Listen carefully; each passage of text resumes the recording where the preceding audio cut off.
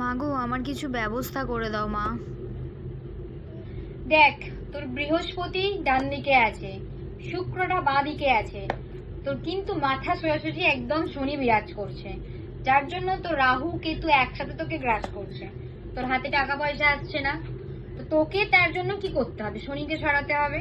আমি যা দেখলাম তোর কুষ্টি মিলিয়ে, যে কুষ্টিতে শনি একেবারে বসে আছে গেড়ে, শনি কিন্তু সরতে চাইছে না, যার জন্য তুই টাকা পয়সা দেখতে পাচ্ছিস না।